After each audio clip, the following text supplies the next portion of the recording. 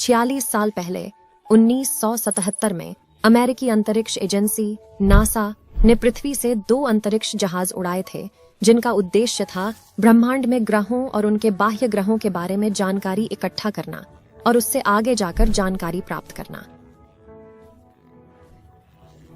वह यानी पवित्र छड़ी की बाहरी सीमाओं पर या उससे आगे की जानकारी प्राप्त करने के लिए।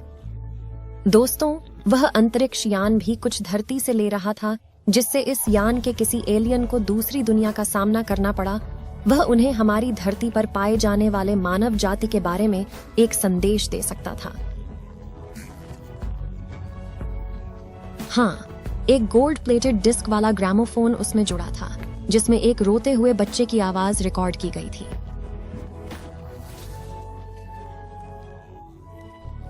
पक्षियों, हवाओं, लहरों, विभिन्न प्रकार की संगीत, चित्रों और 55 अलग अलग भाषाओं की आवाजों को रिकॉर्ड किया गया और भेजा गया। इसमें संपूर्ण रूप से हर व्यक्ति चीज को रखा गया था जो पृथ्वी और वहां के जीवों के बारे में जानकारी दे सकती थी।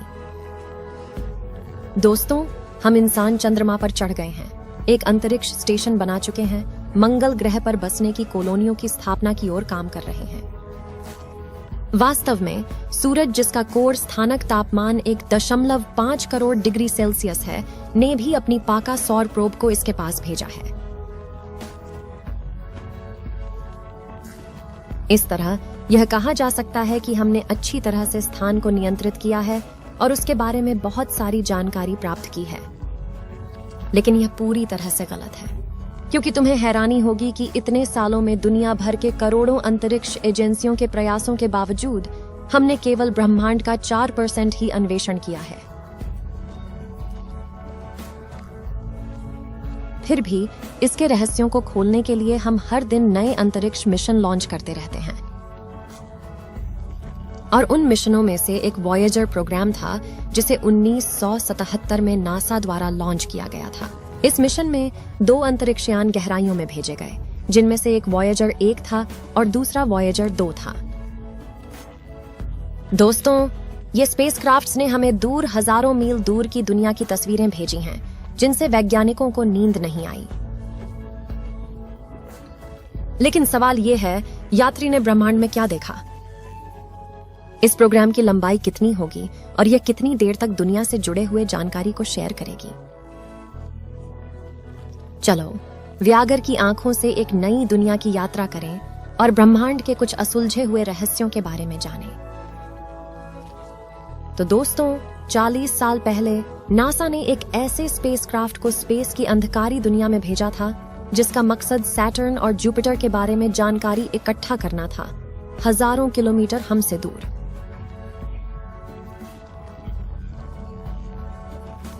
वैसे ही इसका मिशन उनकी चंद्रमा के बारे में जानकारी इकट्ठा करना था और उसे पृथ्वी पर भेजना था। इन सभी उद्देश्यों के साथ वॉयेजर अंतरिक्ष यान अपनी गति से उसकी गंतव्य स्थल की ओर तेजी से बढ़ रहा था, और हर बीतते हुए क्षण के साथ यह ऐसी तस्वीरें भेज रहा था जो एक ऐसे ब्रह्मांड की एक रूप उजागर कर रही थीं, जिसे हम मानवों ने कभी भी कल्पना नहीं की थी। वॉयेजर अंतरिक्ष यान न केवल दूसरी दुनिया के रहस्यों को खोलने के लिए आगे बढ़ रहा था, बल्कि यह मानवीयता से कुछ लेकर भी ले जा रहा था, ताकि परग्रहवासी हमारे बारे में संदेश प्राप्त कर सकें। वह इसके साथ एक ग्रामोफोन ले जा रहा है, जिसमें पक्षियों, हवाओं, लहरों और विभिन्न प्रकार की संगीत रिकॉर्ड हो गई थी। इसके अलावा विभिन्न वीडियो भी इस सोने के ग्रामोफोन में रखे गए। मुझे बताओ कि वैज्ञानिक कार्ल सागन की आवाज, जिन्होंने वॉयेजर अंडकोश में योगदान दिया, उसी ग्रामोफोन में भी डाली गई है, जिसमें उन्होंने अंग्रेजी भाषा में विदेशी जीवों के बारे में बात की है। इसके अलावा हमें यह नहीं पता कि एलियंस द्वारा कौन सी भाषा अंग्रेजी, हिंदी या दुनिया की समझी जाती है। इसीलिए नासा ने इस डिस्क में 55 अलग अलग भाषाओं में अच्छी शुभकामनाएं दर्ज की हैं। इस ग्रामोफोन जो वॉयेजर अंतरिक्ष यान में भेजा गया है, उसे उच्च गुणवत्ता वाले तांबे से बनाया गया है, और इसकी विशेषता है कि इसमें सभी रिकॉर्ड एक अब्बाद तक सुरक्षित रहेंगे। मुझे तुम्हें बताना है कि वॉयेजर 2 के 15 दिन बाद लॉन्च किया गया था, और यदि हम गति की बात करें तो यह वॉयेजर 2 से काफी तेज था। यही वजह है कि इस स्पेसक्राफ्ट ने एस्टेरॉयड बेल्ट एरिया पार किया, हालांकि यह थोड़ी देर बाद लॉन्च किया गया था। एक लंबे सफर के बाद लगभग 2 सालों के बाद यह अंतरिक्ष यान 5 मार्च 1989 को जुपिटर ग्रह पर पहुंचा और वहां से वह पृथ्वी को बृहस्पति और उसके चंद्रमा की उच्च रिजोल्यूशन तस्वीरें भेजने का कार्य शुरू कर दिया। यह अंतरिक्ष यान जुपिटर के चमकदार क्षेत्र के बारे में जानकारी भेजा। इसकी यात्रा के दौरान यह अंतरिक्ष यान ने जोवियर की चांद की एक तस्वीर भी भेजी, जो हर किसी को हैरान कर दी। इस स्पेसक्राफ्ट ने सुनिश्चित किया कि आयो पर एक ज्वालामुखी होती है, जो स्पष्ट करता है कि हमारी पृथ्वी पर ज्वालामुखी कैसे फटती हैं, उसी तरह इस चंद्रमा पर भी विस्फोट होते हैं। जब यात्री जुपिटर के पास से गुजर रहा था तो इसने 19,000 चित्रों को क्लिक किया और उन्हें पृथ्वी को भेज दिया, जिनसे जुपिटर से संबंधित कई नई चीजें सामने आईं। जुपिटर पार करते समय इस स्पेसक्राफ्ट ने स्टर्न की ओर बढ़ते हुए चला। एक लंबी यात्रा के बाद अंत में 12 नवंबर 1980 को इस स्पेसक्राफ्ट ने स्टर्न के पास पहुंचा। अगर हम सैटर्न और सैटर्न के बीच की सबसे छोटी दूरी की बात करें तो वह लगभग 1,23,000 किलोमीटर थी। हर किसी के लिए स्टर्न के चारों ओर का रिंग एक बड़ी पहेली थी, जिसके बारे में वॉयेजर 1 ने कई महत्वपूर्ण जानकारी भेजी। न केवल वही, इसने एक नया रिंग भी खोजा है जिसके बारे में हमारे वैज्ञानिकों को कुछ भी पता नहीं था। यहां ठहरते हुए इसने सातर्न के कई चंद्रकांतों की पहचान की, जिनमें से एक सातर्न का चंद्रमा टाइटन था। जब इस स्पेसक्राफ्ट ने टाइटन की तस्वीर को अर्थ के लिए भेजी तो इसने सबको हैरान कर दिया। यह स्पेसक्राफ्ट बताया कि इस चांद की वायुमंडल और पर्यावरण मानव जाति के जन्म से पहले की पृथ्वी की तरह है। ऐसे मामले में अगर पृथ्वी के साथ हुए प्राकृतिक घटनाएं वही थीं, तो यह काफी संभव है कि जीवन उस जगह पर बढ़ सकता है। सूर्यमंडल को अलविदा कहने के बाद वॉयेजर एक अंतरिक्ष यान अंतरिक्ष की गहराई में बहुत दूर चला गया, और जब जा रहा था तो यह धरती की ओर मुड़ गया और 14 फरवरी 1990 को धरती की आखिरी तस्वीर ली, जिसे पहला नीला बिंदु के रूप में जाना जाता है। इस पिक्चर को 6 अरब km दूरी से खींचा गया था। इसको क्लिक करने के बाद वॉयेजर 1 ने अपनी कैमरा बंद कर दी और ऐसा मानो अलविदा कहने के लिए एक गहरी अंधकार में नए विश्व की तलाश में निकल पड़ी। अगस्त 2012 में वॉयेजर 1 हमारे सौरमंडल की सीमा हेलोस्फीयर कहलाता है। यह इसे पार कर गया और अंतरगैलेक्टिक स्थान में प्रवेश किया, और इसी तरह से इसने हमारे सौर मंडल को छोड़कर अंतरक्रमी अंतरिक्ष में प्रवेश करने वाला पहला अंतरिक्ष यान बन गया।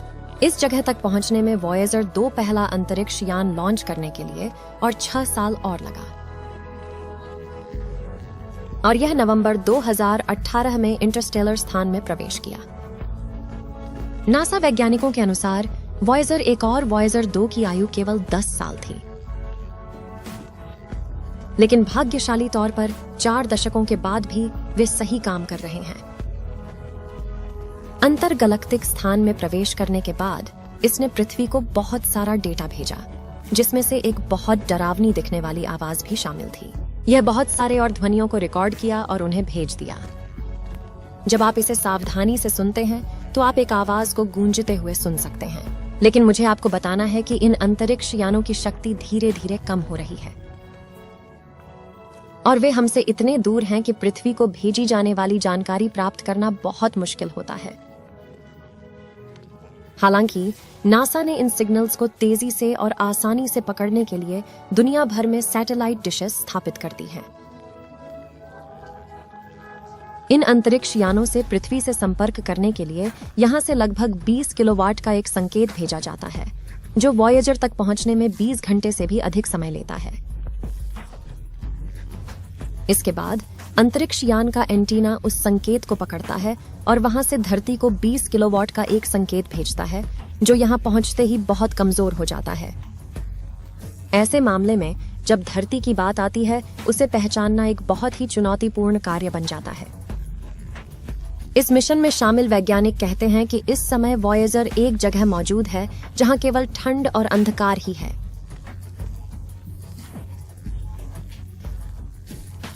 एक ऐसे मामले में इसके टूल टूट गए हैं और इस ठंडे स्थान पर इसे गर्म रखने के लिए बिजली बचाई जा रही है।